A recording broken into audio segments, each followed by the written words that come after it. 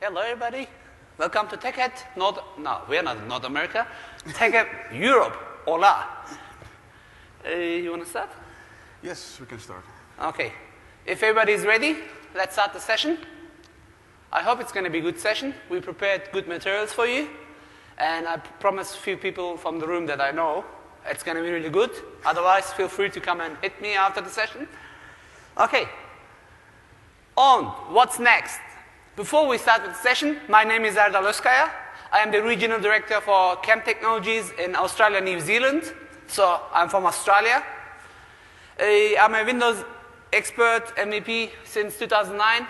I teach many hacking classes. I speak in many conferences. I don't know if you heard about Certified Ethical Hacking by EC Council.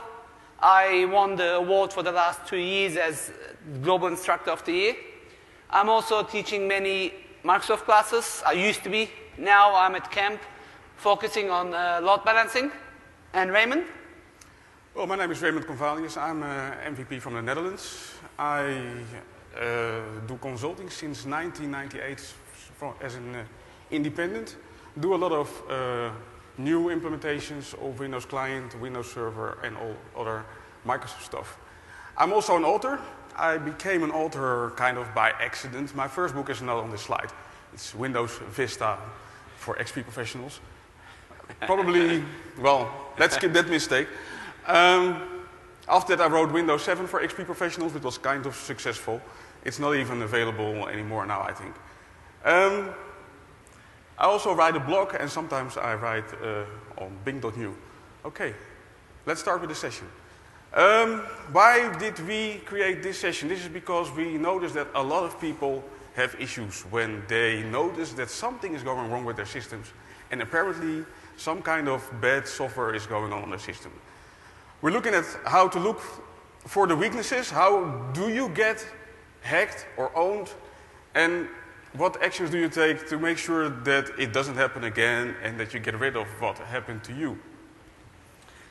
Do you got anybody who never had a virus issue or a compromise issue? Anybody? One hand? One. There's one over there. You know, really? So do you got a computer? Do you got a computer? Okay, good. So nobody wants to get hacked, right? We know that, especially these days, it used to be security news, very rare in the newspapers. But these days, security news are more and more newspapers, and we're starting to hit the headlines. You notice, like, a 20 years old Romanian hacker was powerful enough to hack NASA. NASA? These guys are fly all the way to Mars, take pictures, send it to us here, but they couldn't protect their own system. Or more recently, do you know this guy? Yeah? Look at this. He's one of the biggest this guy was leaking one of the biggest leaks in the history, US history. So sometimes the virus is not the software, it's the human itself. So what can you do to protect against these issues? You see the news, you will see the malware, the hacking incidents, the data breach investigations getting higher and higher and higher. You will see that there are very little environmental factors, little bit human errors, but lots of hacking, lots of social engineering, and as a result, the cost is getting higher and higher and higher. And if you check the downtime time, the cost of these incidents, beside of you staying sleepless, it's getting higher. So, what can we do? The question is, who thinks security is not part of your job? Is there anybody says, you know what, security is not part of my job? Anybody says yes? Doesn't matter if you're an end user, an IT pro, or you are using computer or not. I think security is part of our life. And the question is, how safe is your computer? So, actually, your computer is never really safe. I compare it to bike stealing in the Netherlands. If you have a bike in the Netherlands, your bike will get stolen if a thief wants to steal your bike. You can buy a lock this big. If the thief takes the time, he will steal your bike. So it's the same with your computer system. You can take measurements however you like. If a hacker really wants to hack your system is his. That doesn't take away that you have to take measures. But those measures will always be like what you have to protect has a value, and you can take your measurements and you have to take into account how many measurements do you take, what will it cost, and what will it protect you from. So, of course, there is a lot of reasons not to protect your systems or not to take certain measurements, because some people may say it costs too much money. Then it's up to you to make up the account and tell, well, if we get hacked, how much is it going to cost us? How much money are we losing? Is it complicated? Well, sometimes it is. This Friday we'll be doing a session on user account control. And user account control is kind of complicating stuff for users. Is it so complicated that you have to turn it off? Well, maybe. Maybe not. Still, a lot of people think it's not worth the bother to think about security because they don't have anything to lose. Well, sometimes you do. And it's not only your simple firewall that will take care of it. All right, do you remember the olden days? We used to tell, I'm in the security field for many, many years now, and when I first started, the best practice was, you know what? You need one firewall in front of your modem, one firewall after the modem, you got your DMZ area, and you put another 6 firewalls, all different brands, and you protect it. Is this still valid these days? Who is not using port 80? A simple port which has the golden key, right? So sometimes the solution is not a solution. So having the fear, oh, Mr. Hacker, I'm scared, please don't hack me. Or, oh, I'm confused, maybe I will not get hacked. Your hope is not going to help you. So what can we do? It's start to look for weaknesses. I mean, if you consider yourself an IT professional, you should now start to look for weaknesses. I always give this example before I hand back the microphone to Raymond. Do you remember Rocky Balboa? When he was boxing against that Russian guy? Rocky? Rocky. Yeah. You know, the Russian guy noticed that Rocky had some issues in his ribs. He started to attack from there. Why? Because he discovered the vulnerability. And as a result, Rocky was losing some points. Anyway, Raymond? So we have to look for weaknesses.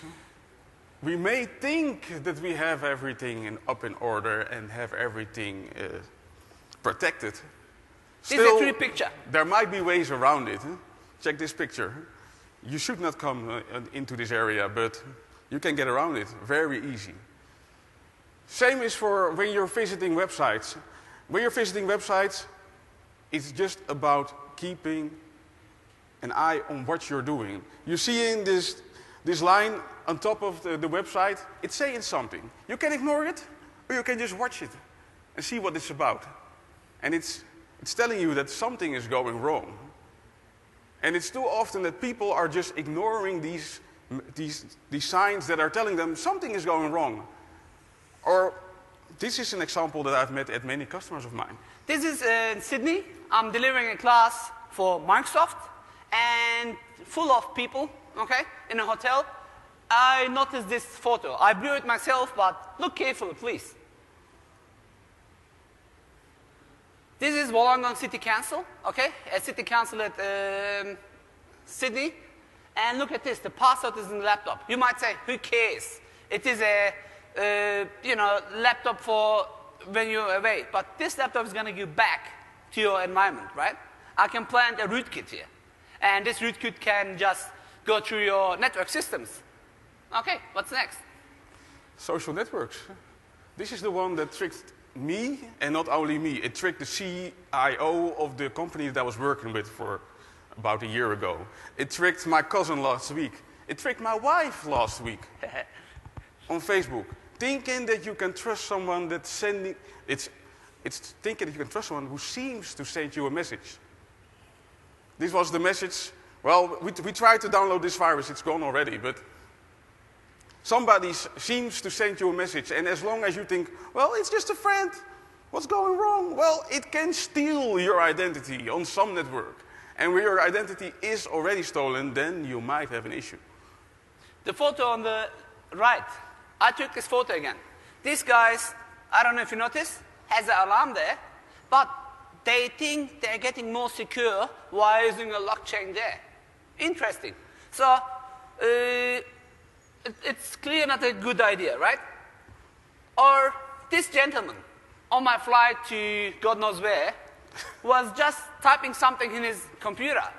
What I could do is basically, with my 16 megapixel camera, I could just zoom in to his document, and I wish this session was not recorded. I could show you what was on that document. It was a top secret document, and the guy was generous enough to share it with me. Shoulder surfing. Who never done it? Honestly. I think we all done it, right? When people type passwords, looking from the behind, and try to get information. Or this is a live screenshot from a bank which people were stealing information. So sometimes things might go wrong when we don't expect it. We might trust the location where we're at. We might trust our surroundings for some reasons that are not really the right reasons. This is what happened to Erdl on one of his flights. He was sitting next to a lady, and she left to pay a visit to the ladies' room, and she asked him to watch his bag, watch her bag. Now, he could do anything with what was in her bag. She could get in real big trouble when she arrived at the next airport to find out that her passport was no longer there. Like this gentleman, he's just doing a check-in at the moment. What I done is just walk behind him and watching what he's doing. I mean, 3 people caught me there. This is very live scenario. You will see people right inside you, and they will look in your screens. I mean, luckily he wasn't doing any purchase, but he's just buying a Lufthansa ticket, and he's just going to hopefully enter his credit card details. Yes, Harry? And I'm going to steal it while he's typing it. It's just an open area. You can just walk into people's and start to steal information. So, as a result, what's happening? People are stealing your identity. Can you go back one slide? Again, this photo was taken in an airplane. The lady next to me, she was so nice. She trusted me so much. She left her wallet there. I didn't have to do anything. I mean, I can just steal the credit card. But no good. All I have to do is take photo, right? Because I don't need the physical card. I need the numbers. As a result, you will have your identity, your credit cards. I don't know if you noticed. They are still a bestseller. You will get passports. United States, Reisepass, Deutschland, New Zealand, Australian, driver licenses. So this is taken in an Australian Federal Police office, okay? I took this photo, and as a result, what's happening is your identity is getting sold. And I don't know if you know, sometimes your identity is much more important than anything else. Happened to my cousin. They steal, excuse me, they steal her bag from her car, okay? What happened is she done the right thing. She went to the police officer, she canceled the whole credit cards, the banks, this and that, but 3 weeks later, she started to receive VIP invitations for gambling. She lives in Bakersfield. It's very close to Las Vegas. She started to receive invitation as VIP for gambling. She's not a person who gambles. 3 months later, she started to receive bills. Again, right after, she started to receive court order for not paying the bills. As a result, she had to go back to police, back to courts. Yes, she done everything right, but someone steal her identity and acted as her. As a result, she was in trouble. Yes, She proved that it wasn't her, but it took lots of time. She had to go to post office to fax documents. She had to go to police again, and again. So what if she didn't go to the police? Probably she would have a hard time Much to prove harder that time, it was right? not her that was doing all this stuff. All right, this is, again, me walking around, as I done a few seconds ago. This is a screen. This gentleman here, as you see, MCT Summit at Stockholm, one of the speakers. He was sleeping as a proof. I just done that.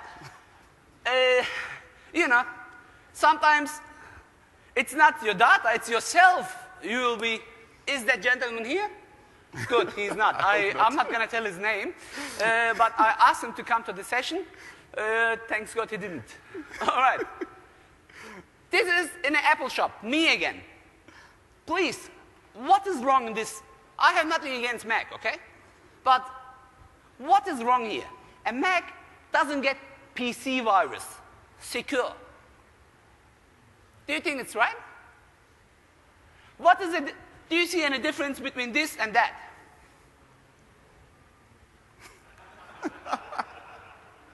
Do you? Now we're starting with the, okay, it's enough talk. Let's start some real demo session, okay? It's time to take action. So I wanted to build up the scenario. Now we got the scenario ready. It's time to move to your computer because I don't want to talk here with the slides, okay? I just put some slides to build the scenario. Now, the scenario is you got a virus in your system. Raymond was keen enough to get Infected. Can you please start the demo? It's enough slides, right? Enough slides. Let's get the right. S. Is it? No, it's not. Is it now? Yes, it is. Okay. You got a beautiful evil virus called me. Well, let's check my system. We didn't take the time to find a real-life virus because viruses currently have kind of a short life cycle.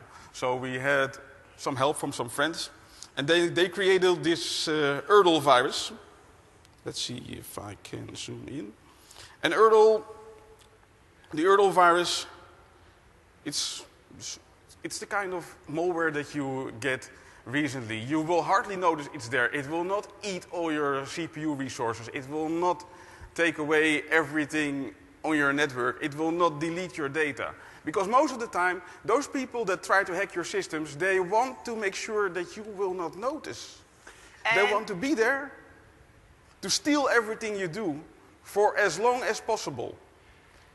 And this specific virus will not also get detected by your usual antivirus as well, okay? This virus has been written by Hussein and Marcus Murray. They are at the moment in a different session. They were keen enough to write me a special virus. And, Raymond? Well, what it does now, it's kind of waiting for commands. So, the thing is, you could get it in any way. There are so many ways to get this. Let's see. How can I get back? Okay. There are so many ways to get a virus. It's just you being not paying attention for just that single moment that you fill out your password in the wrong website, that you download something without checking the correct source. You just Googled for, oh, actually, I didn't say that. Bing. I binged for security software somewhere, and I binged to the wrong location. Or even better, let's be honest. Who did never ever download an MP3 or a movie or a book? Oh my God, everybody's putting their hands up. No one will tell you. So we all done this at least once, okay? So let's move on with the real stuff. I'm sick of the slides. I want to show some hardcore stuff. Well, before we start showing the hardcore stuff, first thing is first. We have to find out what's going on our system. So if you think something is going wrong on your system, start creating a timeline. Start freezing the information if you are able to. Yesterday there was a security session of Marcus, Murray, and Hussein, and Paula. Who was there? Yeah. A few people were there. They were showing how you can freeze your volatile information by creating a memory dump and use a tool called volatility to analyze what's in there. That's a way to do it. Because everything that's happening on your system is there in memory. If you are able to track it down, you will find what's going on, what's going wrong, and what things are happening that are not supposed to be there. So you start creating a snapshot of what's going on. Create your timeline, find out who are the users on your system, what are the open files on your system, what network connections are going on, what processes are running there on your system. Just make sure that you have a baseline, and then you can find out what's going on. And you start finding your baseline at the command prompt. Usually, make sure you are an administrator. If you're not an administrator yet, probably I hope you're not because you're running with user account control, make sure that you start the command prompt as an administrator and then start your investigation.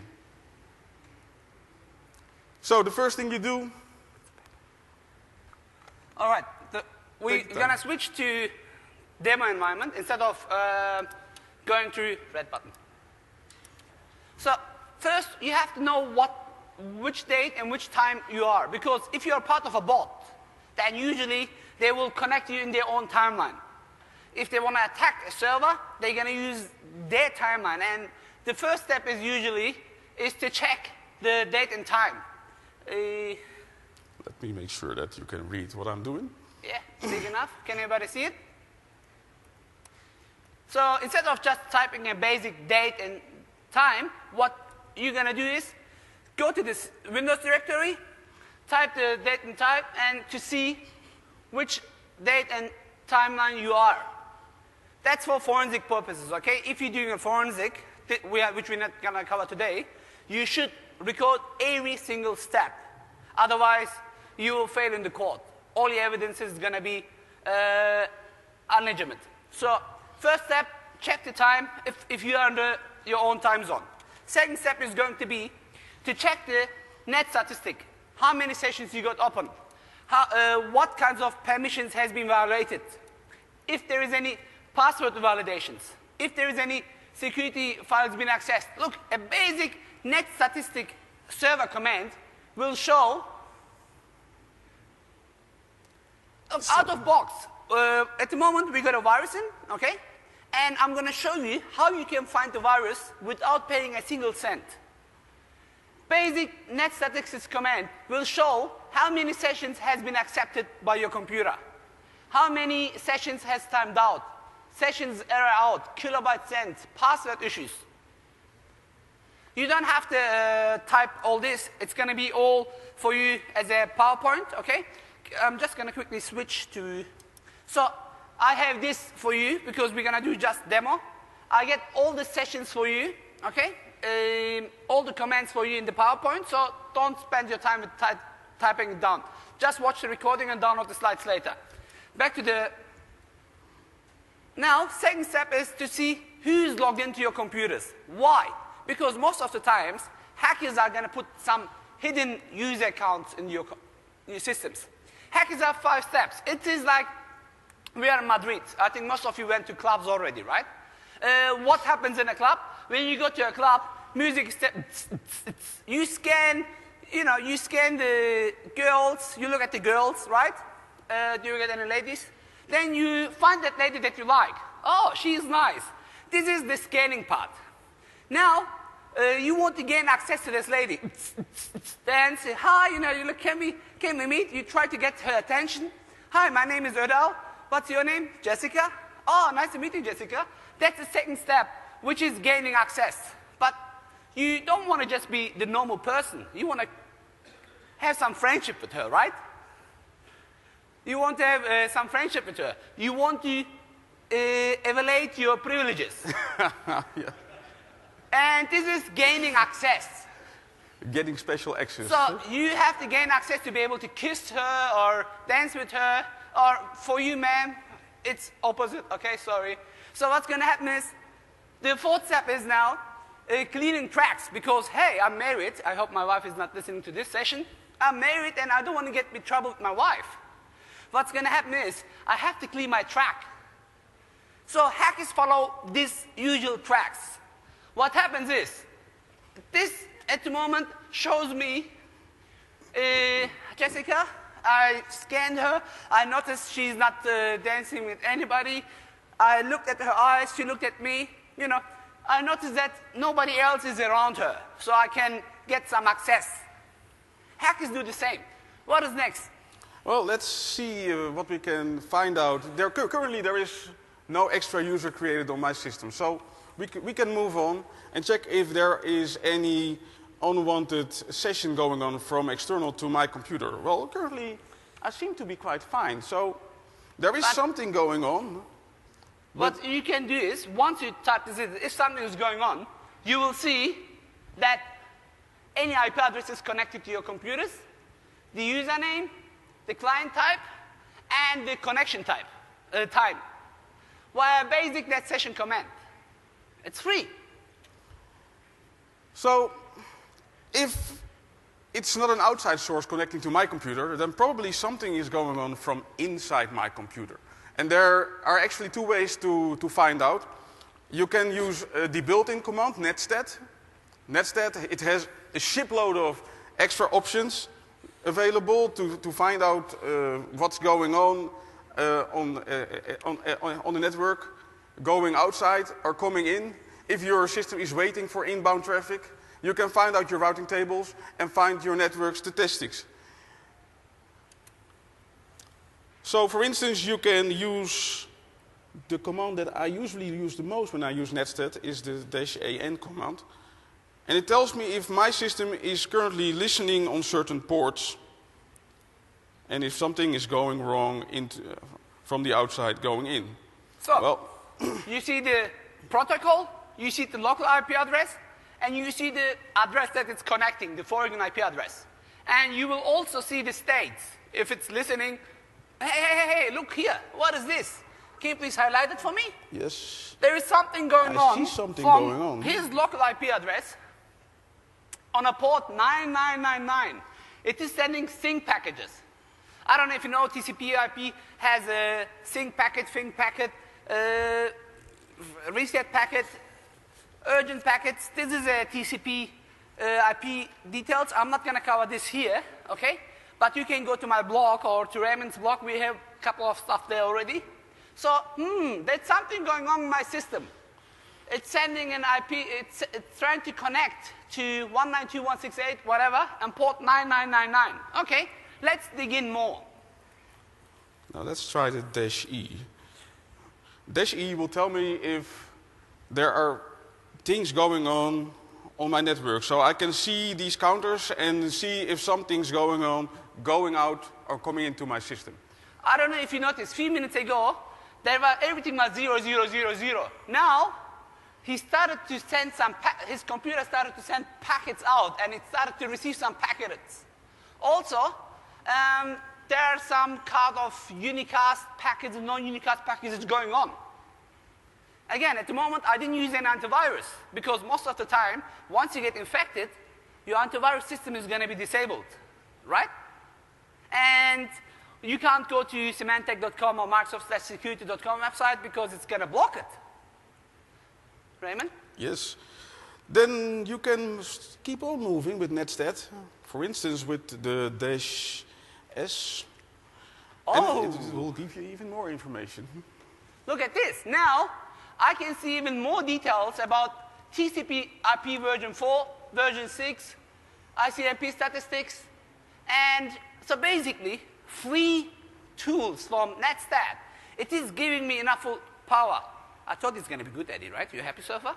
Yeah. ICMP statistics. My computer starts to send some packets out and receive packets. And there are some ports which is open, and there are some data graphs sent. Let's dig in more. Let's use netstat B. Let's see what's going to happen now. It's going to take some time to load. You will see that, hey, there is only one connection open. And TCP, port TCP, it is sending some information out via sync. All right. What else can we do? Let's get some verbose information about this. VB. VB? Oh. What is this doing? It's not going to tell you more. Probably it's currently not trying to do anything on the network. The process is gone. Let's try it again. Here we go. Something is going on. It is now still showing that something is going on in the system. Yeah. So, actually, we try to keep track of what's going on. Now, let's move to my keyboard. And I hope this message is disappearing from my screen. NAO. Okay, what is NAO doing? Now, I got the protocol, the IP address, the foreign IP address, the state, and the process ID. Why it's important to know the process ID? Because now we want to stop that stupid process which is running, which is sending information out. I know something is running in port 9999, but I don't know what is the process name. Raymond, what can I do? How can I get more information about this? Well, I just noticed that I had to do this command 2 times. The first time there was nothing going on. The second time there was a process with process ID 200.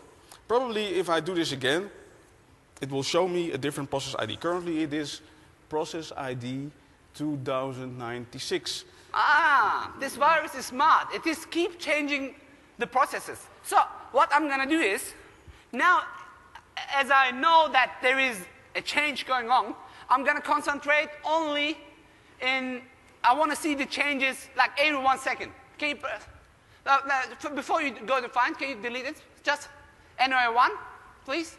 Okay. Like this. Yeah, what happened, it's refreshing every 1 second. I'll make it NOA5, probably it's better. It's too fast. You can't keep track of this.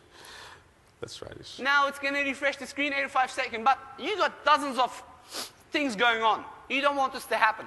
You want to concentrate on that 9999. So how can I do that, Raymond? Well, pipe that to a find command. Let's try it like this. Pipeline. Find 999. Let's see what happens. Now it's going to concentrate on only this port, and it's going to refresh every 5 seconds. So as you can see, there's definitely something going on 3464. The process ID is dead. And it keeps sending every 5 seconds. So there is an active connection at the moment. Well, there is a different tool that you can use to find things out like this. This is built in. This is Netstat. It's built in Windows. You don't have to download anything. But if you are able to download, there's one thing you should download. There is this tool set from sysinternals that has all kinds of tools in there. And they have kind of the Netstat on steroids tool there. It's called TCP view. Let's see. I have it here. Break it down and start TCP view. Almost. There it is. Agree? Now, I agree. Sure. And this is the nice graphical interface. If you don't like to type it, what you can do is you can just use the free tool for Mark Russinovich. And download it. But first of all, you notice here that sometimes you will notice red lines and green lines in the interface. Red line is a dying process, a green line is a new upcoming process. But it stays on only very short. So probably first thing you want to do is make sure that you have some more time to find out what's going on by using this option, update speed, and change the update speed to a lower frequency like exactly what I done at 5 NAO seconds. 1, we changed it to 5, remember? This is now in the graphical interface. So now I turn this into 5 seconds.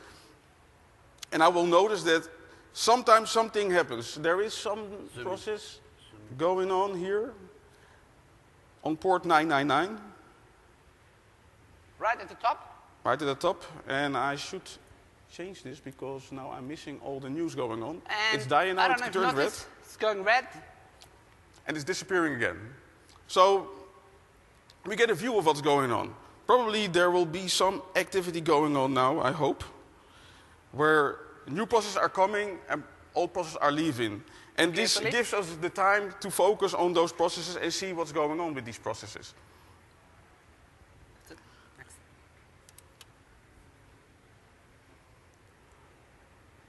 So TCP view will give you everything that Netstat has, only in a simpler view with a GUI. So then we have this unusual port. Okay, now we know that port number is there. okay? And this is a different demo. I use, like, you know what's going on. Port 44499, doesn't matter what it is. You can use, we call it Google hacking, okay? We can change it to Bing hacking. Basically, being able to search what you need. So if you go to Symantec.com, the antivirus is going to block it. What you can do is you can go to your favorite search engine, such as Bing, okay? Type site, colon, Symantec.com, TCP port 4444. Enter. And it will tell you straight away, hey, it is a W32 blaster worm. So without using an antivirus, with just using 2 or 3 steps, I mean, we showed you many stuff, but you need only to use 2 or 3 to be able to find with what you are infected. So probably whatever infected you is making sure that it can get back whenever you restart your system. So the most easy way to find out is by using msconfig in Windows Vista or Windows 7, and it will actually tell you which applications are there in the startup, but that's the easy way to find out what's going on. This functionality, it's gone away in Windows 8. In Windows 8, there is the Task Manager, and Task Manager will tell you what programs are starting up with Windows. But it's only summing up a single location in the registry where you can add programs to your registry to start with your system. There is this tool on sysinternals called autoruns. And what autoruns is doing, it finds every single location that can be used by malware to start up with the startup of your system. So it's not just this run or run once key in your registry. No, there are multiple locations. And that's the nice thing about autoruns. Let's see what our virus is doing. I have my malware and I have autoruns. And if I agree, autoruns will create a summary. And there is always some interesting information to get from this, because at first you see a lot of services and programs starting with your system. Try to focus on what's Microsoft and what's not Microsoft. There is an option in there that you can use to filter, or you can just watch for this publisher column, and the publisher column will tell you where the executable is coming from. So those executables are from Microsoft. But here something strange is going on. If Zoomit is working with me, I found this one. It seems to come from an unknown source. And it is something that's starting up from my app data folder in my users. Now let's see what's going on there. Like this. And now we notice that there is some executable called server.exe that's starting with my system. I didn't put it there. I don't know what server.exe is. So I can find out if this thing is valid. But before I start that, I can start finding out what this process is actually doing, where it's coming from. And I can use Process Explorer, which is also a tool from sysinternals. Process Explorer. Here it is. And Process Explorer can provide you with a lot of information. First of all, I always change a few things when I start using Process Explorer, because just like TCP view, it will show you the changes in processes very shortly. So you can change this thing called the difference highlight duration to make sure that if something changes in a process, that you have enough time to start focusing on it. So let's change the process, the difference highlight duration from 1 second to 9 seconds. And if my virus is still active, I should see something happening very shortly. And if something happens, I can wait for it to change again, or I can press the space bar, and the space bar will make sure that everything that's happening currently, it freezes in the user interface, so I can start exploring what's going on. Well, let's see if something's going to happen, because my virus is currently not doing anything anymore. It will do something shortly. Just move on. I'll trust you. Well, in the meantime, there are a few other programs that you can use except from Process Explorer. First of all, there is this built-in utility called Task List.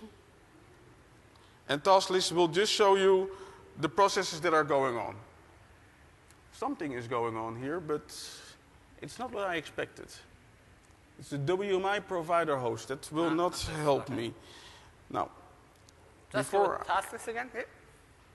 Task list will show me some new processes that are going on. I see a list of services and processes, but it's not server.exe. So probably now nothing really strange is going on. We have to wait for that. Oh, yeah, I see something happening. So I've just froze the system, freeze. And if I zoom in, you'll notice that server.exe is doing something. It's starting several processes for Explorer. Explorer.exe, isn't it safe? Explorer? Explorer seems to be safe, but they are spawned by server.exe. All right, can we double check? How can we double check if it's a valid application or not? Yes, let's zoom in. Ooh. Uh-oh. What's happening? You closed it. No, I didn't. Did I? Yes, you did. How did I do that? Okay. Let's restart Process Explorer. Sorry. And then we have to wait for it to appear again. And while we wait, I'll show you different ways to show what processes are running on your system until my virus becomes active again. I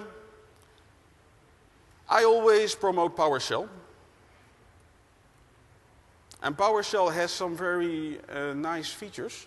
Let's start PowerShell as an administrator, just as we did with the command prompt. Very quick note, you can run all these netset commands or all the commands that you had with PowerShell as well, okay? So, just quick note for maybe for someone who doesn't know it. I was sharp, and in the meantime, I made sure that I had right-click properties. The properties, so I right-click the properties of the Explorer.exe, and now you should notice that it's not just Explorer.exe that is starting, it's starting Explorer.exe from syswow x664, but nothing strange here. It's just starting the Microsoft Corporation Explorer, which it says here.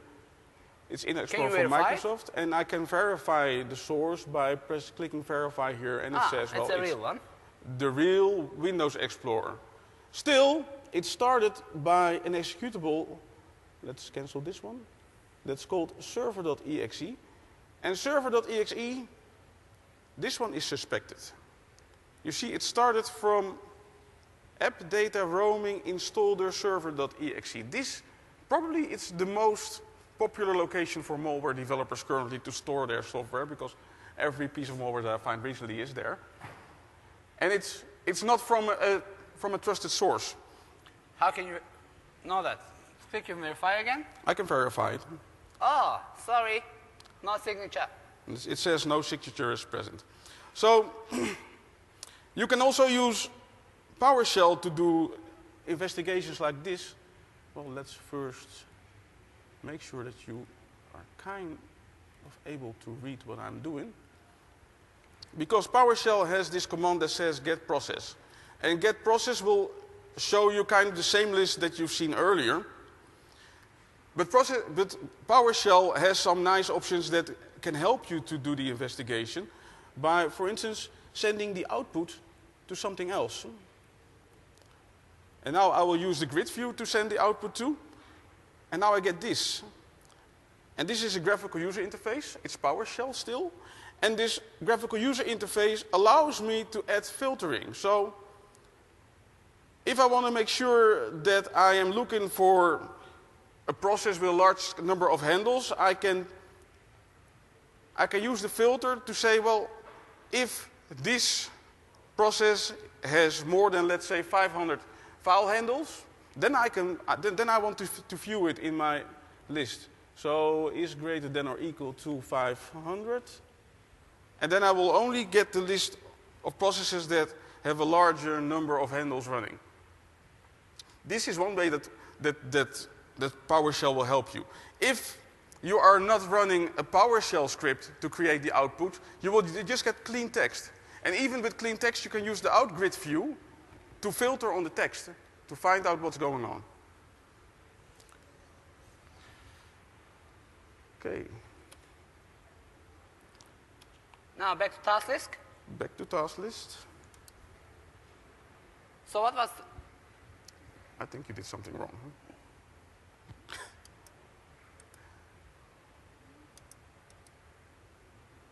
Okay. There it is. There it is. So task list, it will view your stuff about processes that are running, but it also shows you if any new processes are running to make sure that you have the complete investigation going on. So while just typing task list, SVC, you will see the process which is running with the process ID, and this time with a description of the services. And if you have most of the malware developers, they're lazy. They will not put some description in. This will be maybe a different way for you to identify what's going on in the system. Yes, and especially for this list, it contains a number of SV host services running there. SVC host is one of those services that most of the time we don't know what it's doing. We don't know what it's hiding, and it's a perfect way for malware to hide their tracks. They are hiding as a part of svchost.exe. You have no idea what's going on. So this tasklist.svc will help you, /svc will help you to locate this specific service. And while just typing tasklist we command, you will also now see the memory, the CPU usage, the statistic. So it will also help you to dig in more on your suspected file, task, service. So remember, we showed also a few seconds ago some net user commands. So to show you who was logged in. Was it user command? I'm not sure, but okay. It reminds me of your discotheque story, where you are trying to make an impression to this girl and make sure that you have a user account to get in. Okay. The best way is, to see if someone is married or not. Usually you check the ring, isn't it? It will give you an indication. Net users will tell all the user accounts on the PC. And you don't want just to know the user accounts. You want to see who got the admin rights, who got the power to change stuff in your computer. All what you have to do is net, local group administrators, and it will show all the admin groups in your PC. And hey, what is this going? What is this envy there? Something to take your attention. Who is this envy user? Who is this going user? So let's see if our virus did something like this on our system. Red button first. Only the red button. Nope. Yes.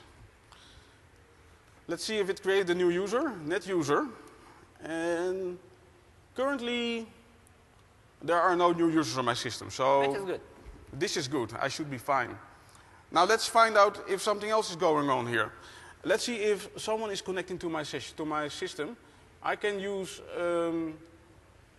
this tool from sysinternals again, log on sessions, and it will tell me if any one or any user is connected to my system from the outside or using some special account. Well, currently there is a lot going on my system, and I'm not sure if this is related to my virus. Can you tell, Erdal? We will tell this shortly. So this is just another small example to show you what's going on in your system. And if you look carefully, there are some services going on with anonymous users. So it's going to be our job to dig in more. So maybe there is another tool which can use the DLLs. Let's see which DLLs are running in our system, right? Let's check if I can find the DLLs. There is this tool, also from sysinternals. It says list DLLs.exe. And list DLLs, it will show you the DLLs that are loaded in memory. Whoa. Just a small example. It will show all these DLLs running in the system. And again, it will give you some sort of help. Remember, we use Task Manager or Process Explorer. we found the DLL. This is just another way for you to dig into the system. What else can we do? So before we kill the virus, we want to show you what else helps you to get more information. We got some other tools, such as how can we see if there is any open file in your system? Well, there is this open files feature in Windows. You didn't turn it on, did you? Now let's see if I turn it on. No, it's not turning it on. Let's see. It tells me... Hold on. I'll move it to here. Okay. You talk. It tells me that I have to enable this feature to find out what files are open. And I can enable this feature and leave it on, but if I leave it on, there will be a performance penalty. So you should only turn this feature on if you are researching something suspected. And of course, rebooting the system may kill what you're looking for, so be careful before you start doing this. If you are running out of options, then you start turning on the open files feature. And when you're finished, you should turn it off again, because otherwise, well, your systems will be slower because of turning on the open files feature. If it works, this will be your output. It will tell you of every executable on your system what files are opened, so that you have kind of a grasp of what's going on and what your virus or malware is doing on your system. So if you're part of a bot, the hacker will control you via the bot system, right? And you should have some files open in your system, either to steal, either to control, God knows for what. This will help you to identify what has been shared in your computer. Or this might be a server, and you are suspicious of a parametrical activity, like in that movie. You can just type this command to see what kinds of activity is going on in the system. Exactly. So just never forget to turn it off when you're finished exploring these open files. Then there is the netfile command to find out if anyone is connecting to any share on your system. Make sure that there is no suspected traffic going on.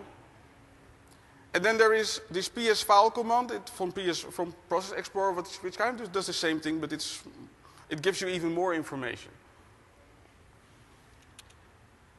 So even then, there are more tools, like WMIC, which is the Windows Management Instrumentation command line. It's a single world. It's a world in itself. The WMIC allows you to do a lot of more of investigation, get into the internals of Windows. For instance, to find out what processes are going on your system. It will tell you what's going on. Let's see, like this. Clean the screen.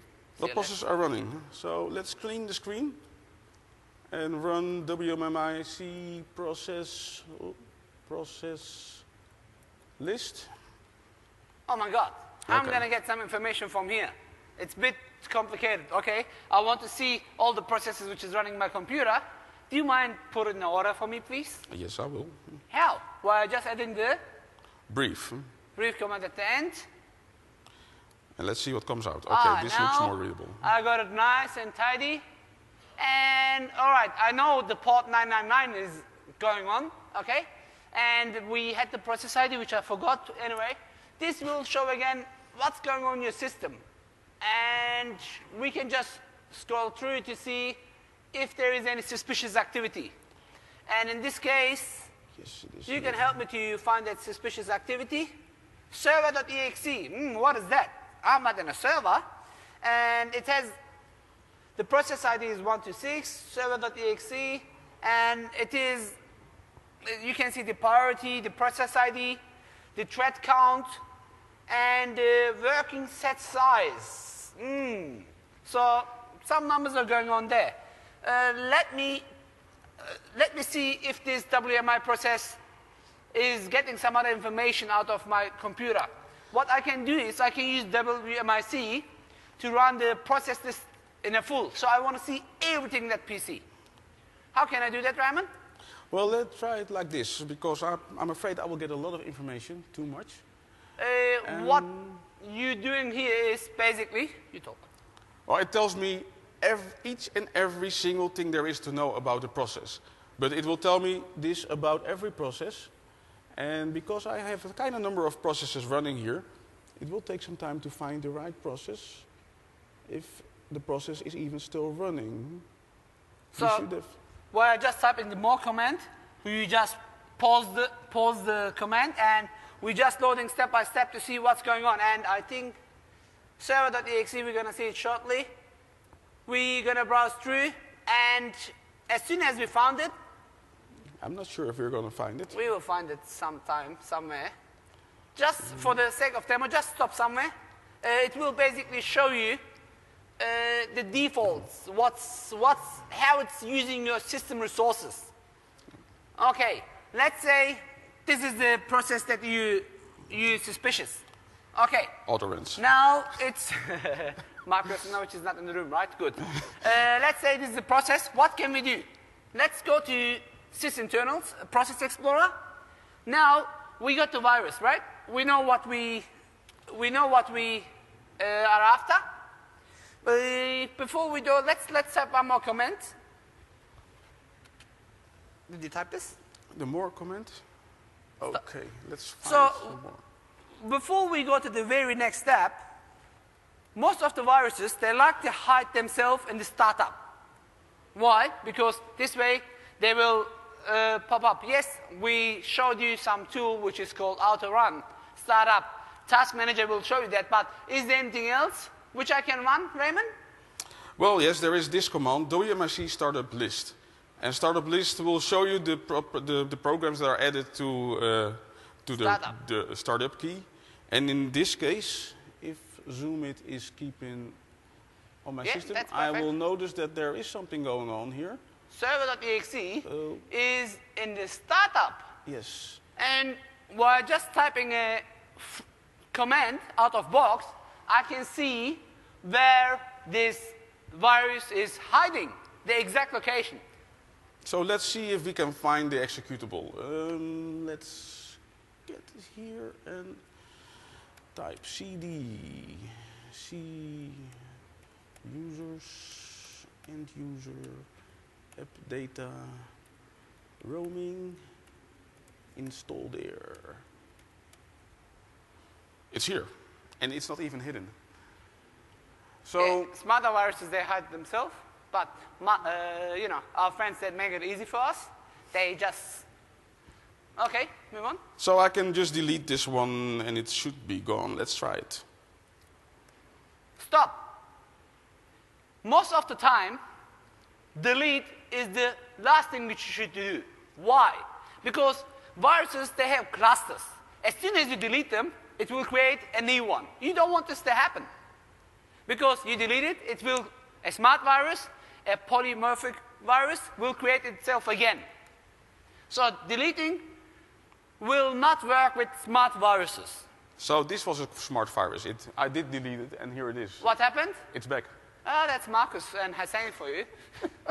So it just came back. Delete doesn't help. What can I do? Probably we have to freeze the system and then delete it. Okay, try. How can we do that? Well, maybe. Now out of box is out of option. You need some tools. It's like you might be the best brain surgeon in the world, okay? But if I get a brain issue here, you need your tools to do the operations. And let's use something free, Process Explorer. Let's see if there is something strange going on here that I can find to stop. Do you know how we can stop this virus? Yeah, right click. Where is it? Server.exe is not running, but probably it's hiding. It will come shortly again. So let's say this is the file, okay? I would highly recommend you to suspend the virus, okay? Why? This way, you will pause it, and then you can just go and delete it. Why? Now, as it's been suspended, you have the power to work with it. You have the power to deal with it. Again, I'm going to leave this part for Mark Rosinovich's session. Please go watch License to Kill session, and he will move from here on. Okay? So his session is going to show you how you can suspend and remove the virus. What I was trying to show you is because this is a level 200 session, So basically, we gave you all the tools to find the virus, to suspend the virus, and deleting from here is quite easy. You're going to suspend it and then deal with it. But before we move on, I think we should also be aware of some other tools. Do we got any question before we move on? Any question? Yes, sir.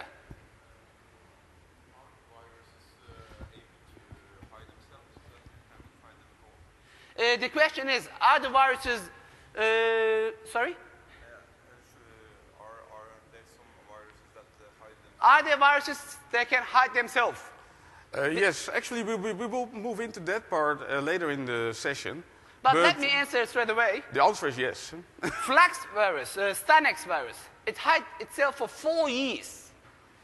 Nobody could detect it. And when it was detected, it was too late. The bot centers disappeared one by one. After 4 years, like a good example which I give is Iran. If you think, look at the history. Iran was always so powerful, even Ottoman Empire. They came all the way to Europe, Africa, Asia, but not Iran. If you look at America, they're everywhere, but not Iran. But a smart guy wrote a little virus, and this virus went straight in for 4 years to their nuclear center and sent information out. As a result, Iran decided to write their own operating system and their own network. So, of course, but we call this 0 days. I mean, if we knew 0 days, I wouldn't be presenting. I would just sell it to Symantec and make millions, you know what I mean? Yes, the answer is yes. Any other question? Yes, sir. Rather than suspend the process, we can restart in safe mode to delete it. The question is, rather than suspending the process, what about going to safe mode? The answer is definitely yes. That's with the rootkits. We're going to show it shortly again. Okay, we have some tips for this as well. If it's a rootkit, doesn't matter what you did, it's going to come back. It's going to control your operating system. And Windows 8 has some cool features to prevent this as well. Okay, which we're going to talk towards the end. Okay, any other question? From the back? No questions? Okay, well, let's then move on. Okay. Being aware of social engineering, there is just no patch for human stupidity. I always say the weakest part of your IT security is there between your keyboard and the chair. You can pick up the phone, give anyone access to your system, and you're gone. So, whatever we do, there will be always someone behind the keyboard that may harm your systems in any way else. So, is there anything else we can do? You can create a sheep-tip computer. I mean, yes, if you want to really download that funny stuff, go on and create a computer, a virtual image. I mean, most of you have now Windows 8, okay? The Hyper-V is free. If not, use Virtual PC, Oracle VirtualBox, or whatever software you use. Have a sheep-tip computer, which you monitor. That's what I do. If you go to my blog, you will see many viruses, how you fight with them, how you remove them. Again, this is a 200-level session. That's why we didn't went too deep on that. But create something which you keep under control and see what's going on in your system. You can run Device Manager to see the driver files, the registry, the changes. Also, it's a good idea to protect that system from your actual, if it's a virtual machine, make sure it doesn't connect to your actual host because you don't want your viruses to be shared. Be aware, there are smart viruses. They're smart enough to detect if you're running in a virtual environment or not. So there is always smarter people than us. So it is a battle, a chess game. You have to always think about the next activity, and that's what I was trying to say at the beginning. This session was designed to wake you up. Now you should wear glasses with your security professional vision. Why? You should know that there is some stuff going on, And this stuff can be detected via just taking a step back and looking more carefully. Once you find something and you notice that file is not, you have not much information, just upload it to where? It's not in the slide. I guess you Bing it. You can just go to that website and get more information, or there are some tools, which hopefully it's going to be in the next slide, okay, which you can upload it, and this will do a free analysis for you. And it will show, like in my reverse engineering classes, I show my students how to write a virus, and I ask them to upload to that website, and it will scan it for them. And it will tell that which antivirus will detect it, and which antivirus won't detect it. Rootkit. What can we do for rootkits, Raymond? Well, this is the question that someone's asking from the audience. Well, some of these files try to hide themselves. And it can be quite simple by using one of the options that there are in the file system. You just use the /h to create a hidden file or something else. And there are ways to get around it by using a dir /s/b or /ha to make sure that you are showing all the hidden files on your operating systems. Sometimes that is not enough, because this virus or piece of malware might be using a rootkit. And what a rootkit is doing, it actually changes your file system driver in such a way that certain parts of your file system will always be hidden. So you will not be able to see this directory where the malware is hiding. The way to get around that is by booting the system from a different OS. I usually use Dart from the MDOP toolkit. It has a few other very nice tools in there. But if you use, for instance, WinPE to boot, it will circumvent your rootkit, and it will be able to show all the files on your system. And if you then create files from the output and find the differences, you will notice that your online system will have different output from the files on your system than if you're running from a different operating system. And that might be a sign that something is hiding files from you so that you cannot remove those malware files from your system. Rootkits are like, a bad example, like AIDS.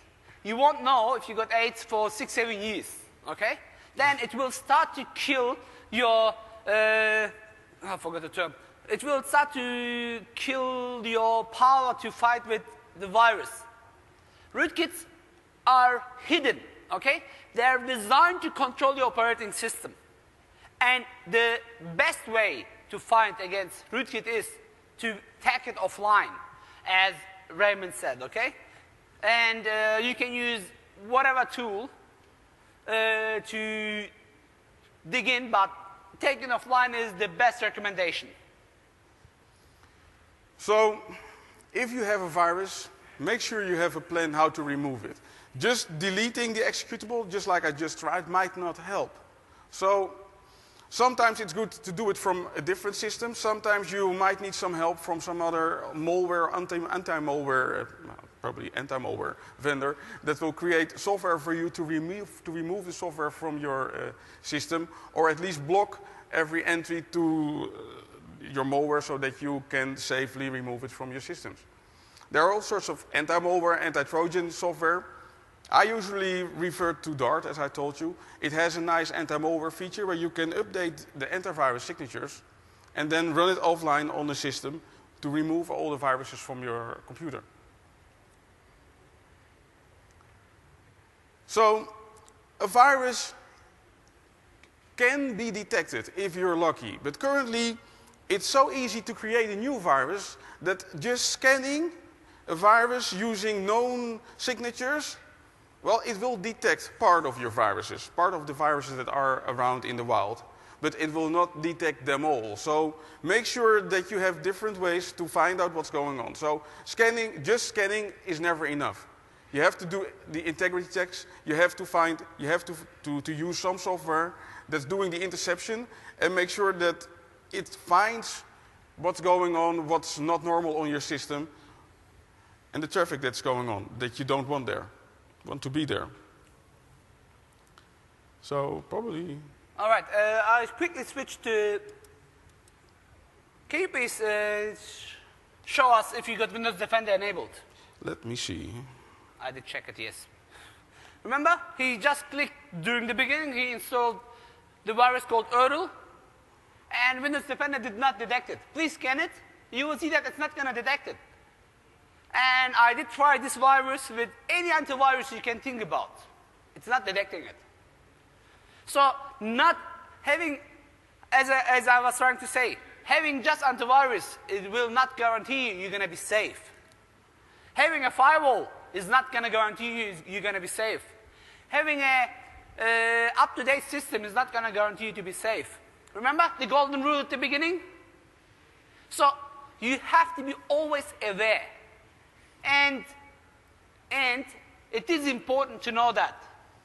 Once you know that a virus can hit you, doesn't matter how much you protect yourself, then you can start to get safer. Doesn't matter how good driver you are, Ivan, doesn't matter how good driver you are only good as the driver which is opposite to you. As soon as he hits you, you have no chance. Isn't it true? So being a security professional is not different to this. So what Microsoft is currently doing, it's adding a lot of new features in Windows to make sure that Windows is secure out of the box. For instance, Windows 8, it has Windows Defender. It's the antivirus software, it's built in. You don't have to add any antivirus software. And there's much more going on in Windows 8, like measurements to take care of rootkits, like measured boot. Secure boot. Secure boot. Windows 8.1, which is coming now, it will enable your BitLocker security by default, just to make sure that you're not infected. And as this graph shows, it shows what's happening to systems, even if you don't protect them on different operating systems. So as you see, from Windows 7 to Windows 8, the number of infected systems that are not protected, it drops. Even if you don't protect Windows 8, the chances that you are infected by some kind of malware are much smaller, especially compared to Vista or Windows XP. And if you start doing extra protection, well, then the chances that you are being hit are even being smaller. But still, it's the person behind the keyboard that may be your vulnerability. It's your biggest vulnerability. Technically, everything is being done. I've done it so many times. Call a company, pretending to be someone, and force the person on the phone to give you the information that you need. And it's much easier than you think. You will go to YouTube, please. You will see people going to Pizza Hut and getting free pizzas while using their social engineering skills. There are much more examples, but as I said, we did try to keep the scope on what you can do when you get infected. We did try to show you many different ways, which is out of box ready for you. So I don't want to hear any more excuse, oh, we don't have the money, oh, I don't have the tools. So you got everything right behind, under your fingerprints. It's up to you to go and look into these. So I got many stuff in my blog, yourmct.com, your Microsoft Certified Trainer, mct.com. Also, my Next Expert, what was your blog? Nextexpert.com without the E in the middle. Okay, so we have many stuff in our blogs as well. And please, this session was designed to show you what can be done. And based on the level, I hope you enjoyed it. If you enjoyed it, please go fill the evaluations. If not, don't worry. No, just kidding. Please fill the evaluations. And we have, I think, 3 giveaways. We got a couple of gifts for you. If you're interested with load balancer, please come and see me. I work for load balancing company, Camp. Come and see me. I got 3 to give away. And we got a couple of ebooks and training software to give away. I hope you enjoyed it. Thank you very much.